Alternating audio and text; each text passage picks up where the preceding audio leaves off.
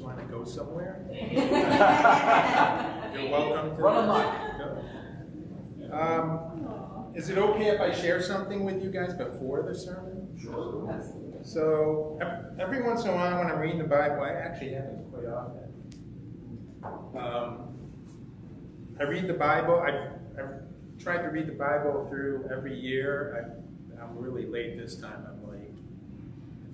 This is my 5th time through in like 7 years. So COVID kind of messed up my schedule a little bit. But I was reading Genesis. This is before the sermon on Exodus, but this just hit me this week. I was reading in Genesis 11, verse 10, and I was struck by what an amazing storyteller God is. Like he's telling stories with layers and with connections and with just stuff going on that you don't even realize. And I probably read this I don't know how many times, but in verse 10 of Genesis 11, it's going through the genealogy, right? And if you're like me, genealogies kind of bore me. I space out. But there's 8 paragraphs here that end with sons and daughters. The first paragraph says, Shem lived 500 years and had other sons and daughters. The next paragraph ends with, Arphaxad lived 400 years and had other sons and daughters. The next paragraph says, Shelah lived 403 years and had other sons and daughters. There's 8 paragraphs that end with, they had other sons and daughters. And then you get to the 9th paragraph, and it says, now Sarah was barren. She had no children. And I was just struck this week, like, oh my gosh, God is setting up this story. I added up the years of all those eight paragraphs, 2,568 years of life and sons and daughters. 2,568. Wow. Everyone's just having kids. This is after the flood. They're just expanding and growing. You get to the main character, Sarah was barren. She had no children. Isn't that amazing? That's the main character that God's about to transform the world with. She can't have kids. Now let's get to the story, right? I just love that. So in Exodus 3, we have a similar thing, like a similar amazing story that God sets up. We're talking about Moses and the call of Moses. Now, if you guys listened to a sermon last week on Exodus 1 and 2, you know some of the backstory. Moses was in Egypt. He grew up in Egypt, and then at one point he saw an Egyptian getting beat, or an Israelite slave getting beaten by an Egyptian, and Moses looks around and goes, I'm going to take care of this. I'm going to do something about this. I don't know if he kills the guy on purpose or it's an accident, but the guy dies. And Moses runs for his life. Moses gets to a well where he sees women being picked on and taken advantage of. And Moses says, I'm going to do something. I'm going to step in.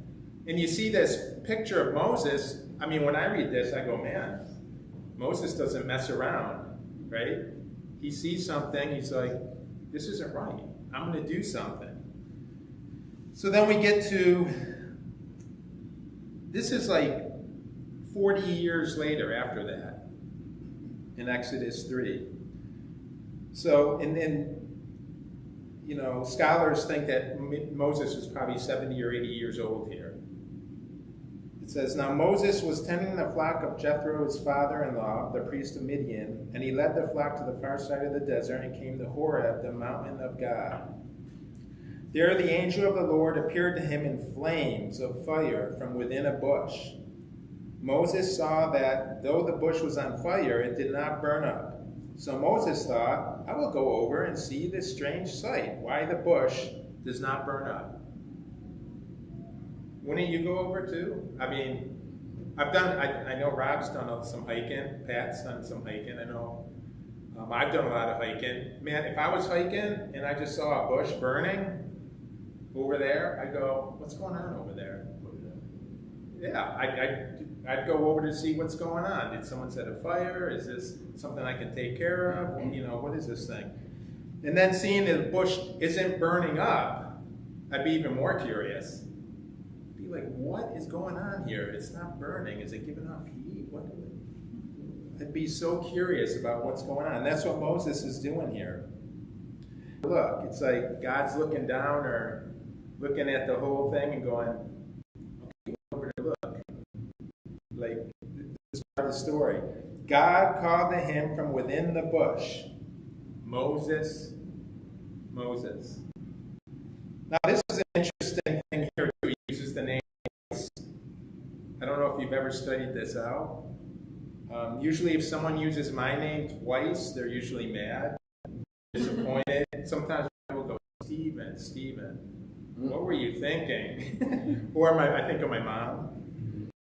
God says, Moses, Moses. He's saying that to get his attention, right? Yeah. And God has done this 10 times. Well, if you count Jesus as God, which I think is very interesting. God did it with Abraham, he did it with Jacob, he did it with Moses, he did it with Samuel. And then Jesus comes into the picture, and Jesus does it. He says, Lord, Lord. He says, Martha, Martha. He says, Simon, Simon. He says, Jerusalem, Jerusalem. He says, Eloi, Eloi on the cross. And then finally in Acts, he says, Saul, Saul. I love that. It's like a connection. It just drives home the point to me that Jesus is God. He talks the same way, you know. He uses that same tactic to communicate to people, to get their attention. I love that.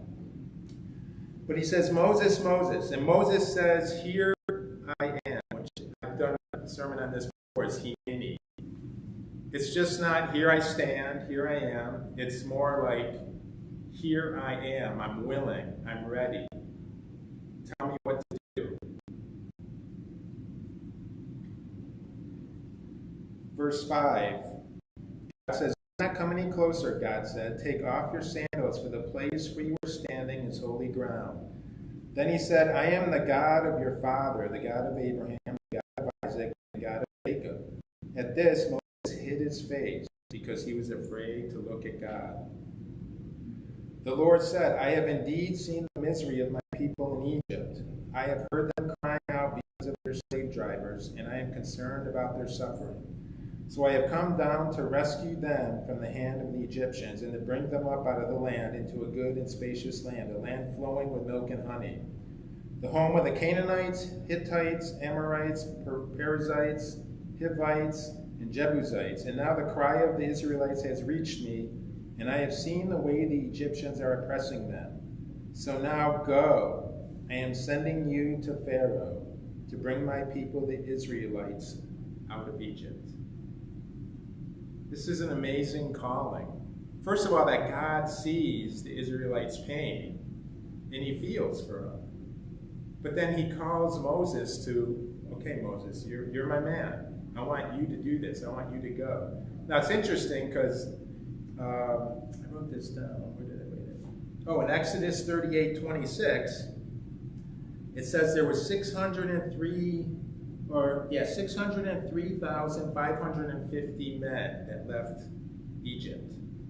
603,000. Just to give you a perspective, Vermont has 648,000 in their population in 2023. So there's 603,000 men, probably about the same amount of women, 1.2 million. Then they had a lot of kids, son and daughters. So we're talking 1.5 to 2 million people. God's saying, Moses, I want you to lead that many people out of Egypt. That's the calling. He says, go, I am sending you. And to relate this to us today as Christians, God has given us the same calling, hasn't he? I mean, if you think of Matthew 28, make disciples, of all nations. If you think of that scripture that says we are the aroma of Christ, if you think of that scripture that says we are Christ's ambassadors, and there's many more in the New Testament that talk about God working through Christians. He's saying, Christians, go, I am sending you to help my people. That's the calling that we have as Christians, each and every day, to go and help people by showing them God. Just like Moses. Sometimes we read the Old Testament and we're like, that's some guy way back then, nothing to do with me. But I think it has a lot to do with us today. Now look at how Moses responds in verse 11. It starts with the word but. That's a word I've heard a lot from my kids over the years. But Moses said to God, who am I that I should go to Pharaoh and bring the Israelites out of Egypt? Excuse number one by Moses is, who am I? He immediately focuses on himself, right? We can do that. We're not very different than Moses, I think. We can, in challenging situations, bam, we just look at ourselves and we see all our faults, all our weaknesses, all the reasons we can't do something. And we say, who am I? Who am I to do this? Who am I to come before almost 2 million people and say, follow me? That would be hard, right? I think so. Who am I? What's God's response in verse 12? And God said, I will be with you. That should be enough right there, really. And it should be enough for us also. We're called to go, show people God, help people, and our first thought could be, well, who am I? Who am I that they would listen to me? Who am I that I should even talk to them about God or talk to them about my life? What will they care about lowly me? God says, I will be with you. And then he says something interesting, and this will be the sign to you that it is I who have sent you. Look, now here's the sign. When you have brought the people out of Egypt, you will worship God on this mountain. That's the sign.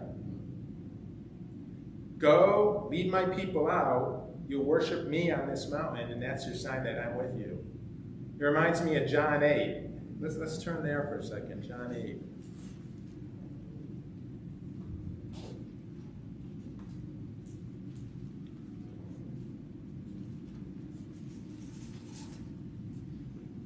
Verse 31. It says, to the Jews who had believed him, Jesus said, if you hold to my teachings, you are really my disciples. Then you will know the truth, and the truth will set you free. It's similar, isn't it? It's like Jesus is saying, hold to my teachings, then you'll know it's the truth. God's saying to Moses, go, lead my people out, you'll worship me on that mountain, then you'll know that I'm with you, that I'm God. I think it's a very similar concept. God's saying, go. Have faith, have courage, go. Do something.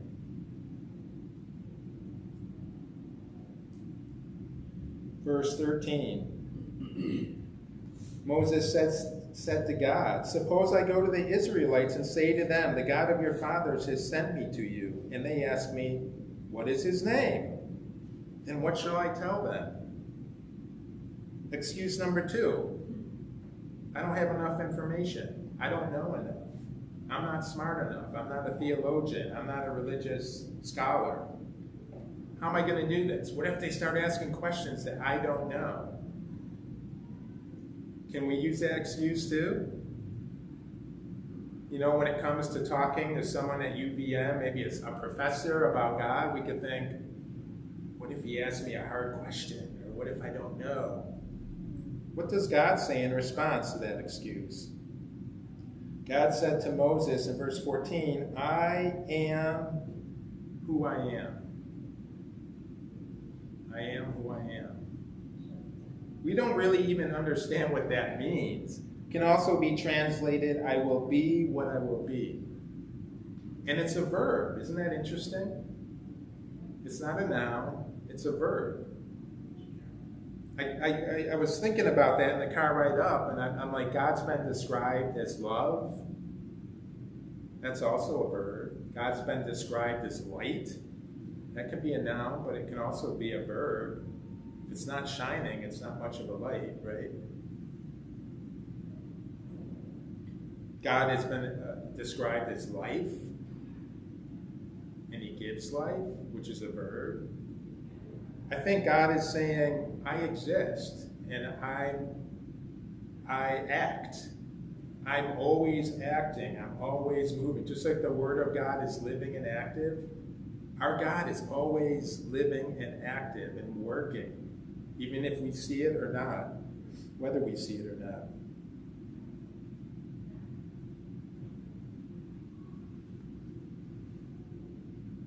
I am who I am. This is what you are to say to the Israelites in verse 14. I am has sent me to you. God also said to Moses, say to the Israelites, the Lord, this is the word Yahweh, the Lord, the God of your fathers, the God of Abraham, the God of Isaac, the God of Jacob, has sent me to you. This is my name forever, the name by which I am to remember from generation to generation. I wanted to read this to you about that name of God. Jehovah, more precisely Yahweh, comes from the Hebrew verb to be. So it's from that same I am what I am. I am, that same verb, that name comes from. The sacred name is known as the Tetragrammaton, 4 letters. English Jehovah comes from the Hebrew Yahweh, with vowels supplied from Elohim and Adonai, other names of God. No one knows for sure the true pronunciation of Yahweh because the ancient Hebrew spelling had no vowels in the alphabet. The Jews consider Yahweh to be sacred to utter. The name proclaims God as self-existent, self-sufficient, eternal, and sovereign. The fuller name, I am who I am, may mean I am because I am, or I will be that I will be. It's interesting, isn't it? I mean, I think the important point that God's making is I exist. You don't see me, I'm spirit, but I exist. I am here. And that's the main point. Do you believe? Do you have faith? 2,000 years later, we're in this room. Do we believe God is here, that he is I am, that I will be? He exists. Do we believe that as we go about our business in Vermont, every day talking to people and living our lives? Do we believe, or when we're looking at our phones alone in the dark at night, do we believe God exists? God is everywhere. God is my Lord, Yahweh. It still applies to us today. Verse 16, go assemble the elders of Israel and say to them, the Lord, the God of your fathers, the God of Abraham, Isaac, and Jacob, appeared to me and said, I have watched over you and have seen what has been done to you in Egypt. And I have promised to bring you up out of your misery in Egypt into the land of the Canaanites, Hittites, Amorites, Perizzites, Hivites, and Jebusites, a land flowing with milk and honey. The elders of Israel will listen to you. Then you and the elders are to go to the king of Egypt and say to him, the Lord, the God of the Hebrews, has met with us. Let us take a 3-day journey into the desert to offer sacrifices to the Lord our God. Now this is interesting, verse 19. But I know that the king of Egypt will not let you go unless a mighty hand compels him. God already knows where this story is going, as he always does. Verse 20, so I will stretch out my hand and strike the Egyptians with all the wonders that I will perform among them. After that, he will let you go. And I will make the Egyptians favorably disposed towards this people, so that when you leave, you will not go empty-handed. Every woman is to ask her neighbor and any woman living in her house for articles of silver and gold and for clothing, which you will put on your sons and daughters, and so you will plunder the Egyptians. That should convince Moses, right? You guys know the story. Chapter 4, Moses answered, what if they don't listen to me or what if they do not believe me or listen to me and say, the Lord did not appear to you? Excuse number 3, what if they don't listen? What if they don't believe? Right? Can we use that excuse? Like, what's the use? Why should I talk to someone about God? Why should I talk to someone about the Bible, about Jesus? Why would they listen to me? What if they don't believe? It's just a waste of my time. I don't know about you, but I've said that to myself many times over the last 30 years. When I get frustrated, when I'm like, why aren't they listening? What's God say? Verse 2, then the Lord said to him, what is that in your hand? I'm pretty sure God knows. Moses says, a staff. The Lord said, throw it on the ground. Moses threw it on the ground, and it became a snake. And then Moses jumps back in fear, and God's like, reach out, grab it again. He grabs the tail of the snake, it becomes a staff again. And then he gives him another miracle where he puts his hand in his robe, and it comes out all leprous and white, which would be pretty scary. And God's like, put it back in, and that's perfect. It's like a little miracle there to show the people. In verse 8, God says, if they do not believe you or pay attention to the first miraculous sign, they may believe the second. But if they do not believe these 2 signs or listen to you, take some water from the Nile and pour it on the dry ground. The water you take from the river will become blood on the ground. Okay, he gives them 3 miracles. This should be the end of the story. Moses should be like, all right, I'm good to go, God. I got these miracles. I got my snake staff. I'm good to go. Verse 10. Moses said to the Lord, O Lord, I have never been eloquent, neither in the past nor since you have spoken to your servant. I am slow of speech and tongue. I'm not an eloquent speaker. The great thing about God, he's not looking for an eloquent speaker, right? He's looking for faith and courage. Some of the greatest, testimonies I've heard are from people that get up here to talk at the podium about their life, about God, about their journey with God, with Jesus, and they're not great speakers.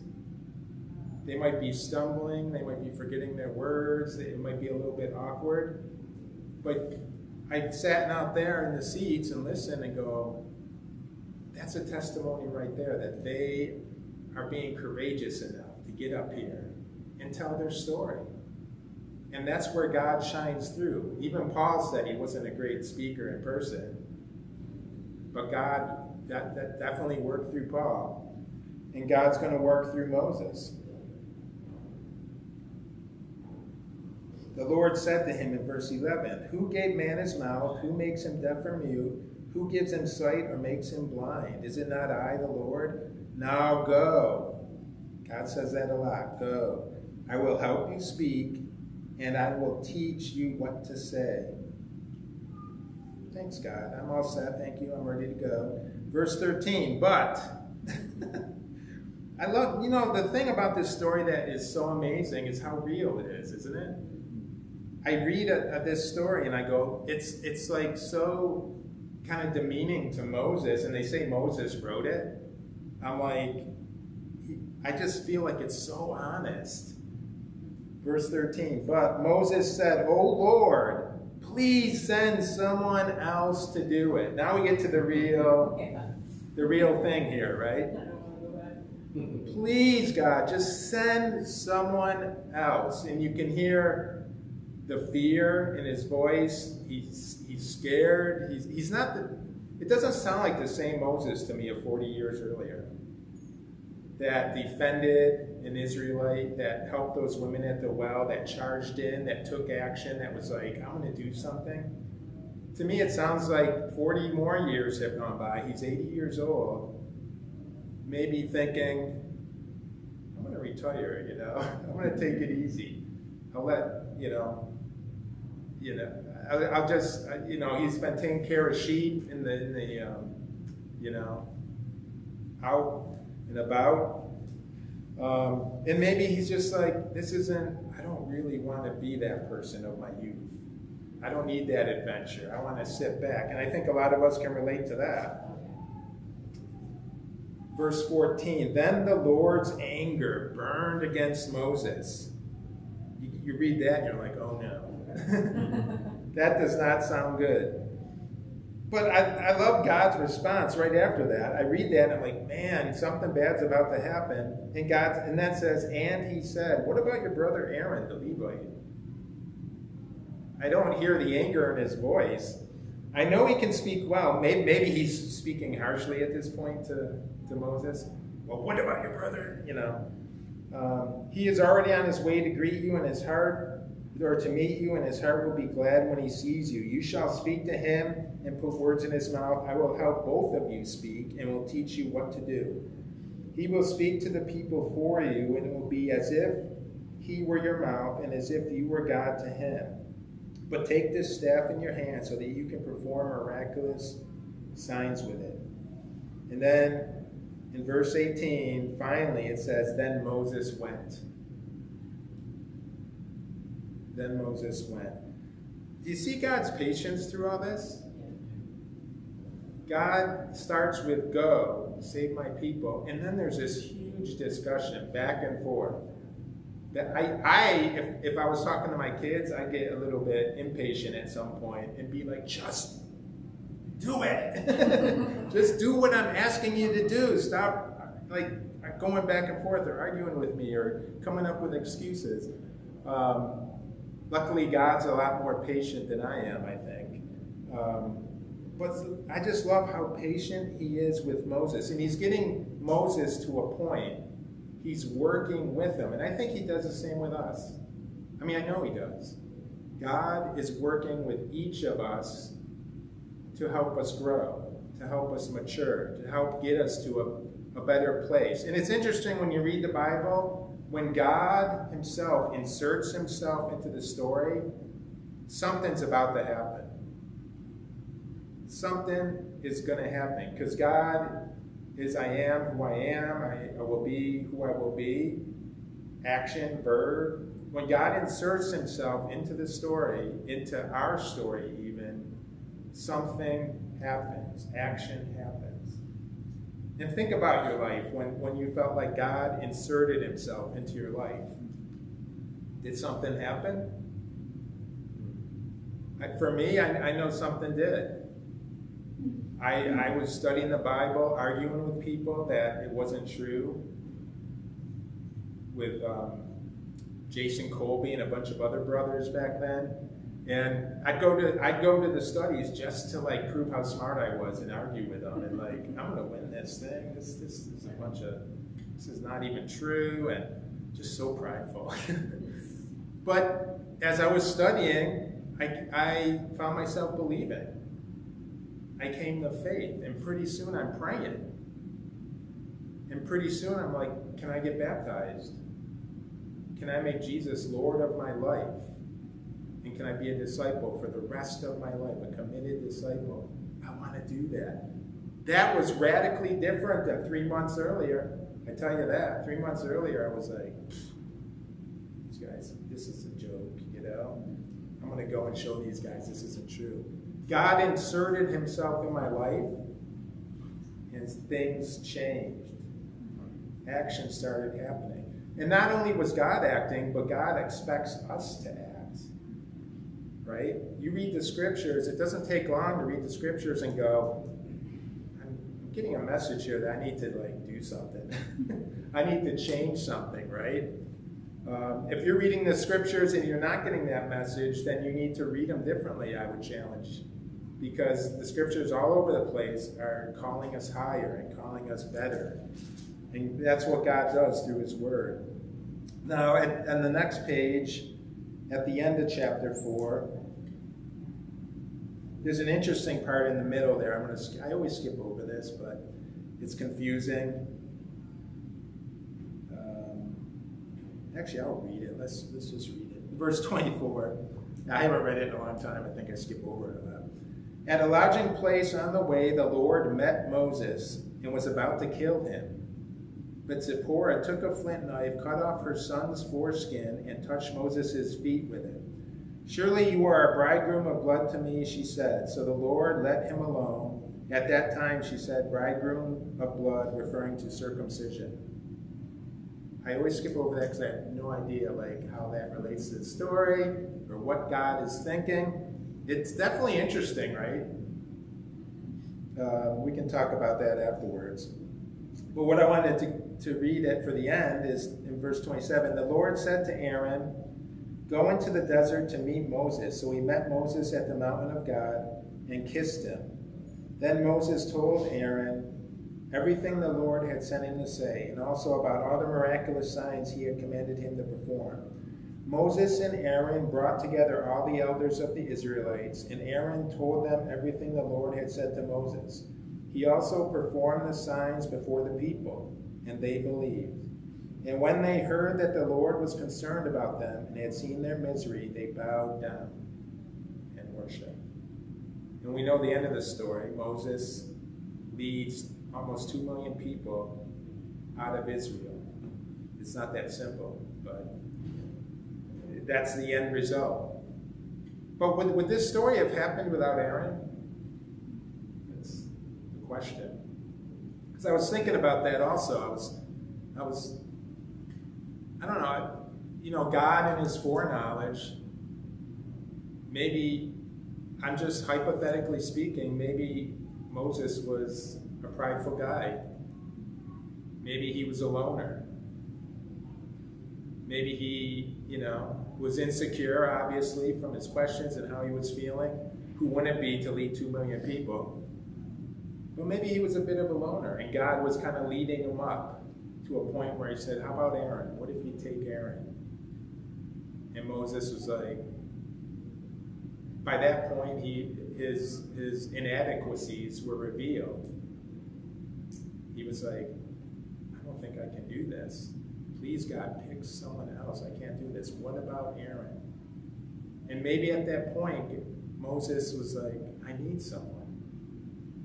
I need someone else to do this. Maybe he obviously he knew Aaron. He knew Aaron well. Maybe he was like, yeah, I can do this with Aaron by my side. And I think of us, who do we need by our side? I was encouraged yesterday. Rob called me out of the blue. He left a message on my phone. I was doing my taxes, and I was encouraged, but at the same time, I was very stressed out. But who do we need in our lives, right? We're not just a church of individuals that comes together on Sunday, sits, and then disperses. We're a church of brothers and sisters in Christ. And who do we need? Think about that question yourself. Who do I need in my life? Maybe to do something challenging or more than what I'm doing right now. Maybe you need someone to encourage you. Maybe you need someone to challenge you. Maybe you need someone just to listen to your problems. I think in a society where most of our social interaction is on our phones, we can probably forget we need other people to sit down and have coffee with, to talk with. And I think perhaps God knew that about Moses.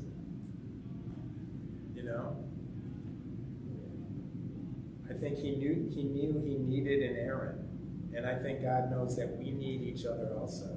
So think about that this morning. I also think with reading this story, think about how God is working in your life. God is working behind the scenes all the time, from the beginning, when you first heard about God, to even now, to this very day, maybe even this sermon, maybe later today. God is moving and working, and listen to those signs.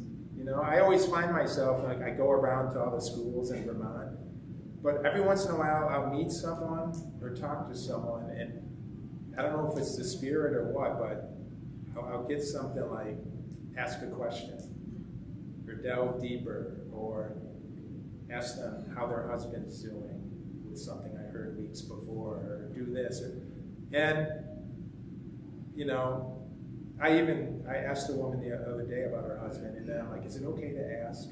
Is it okay to ask? Because he is on my mind.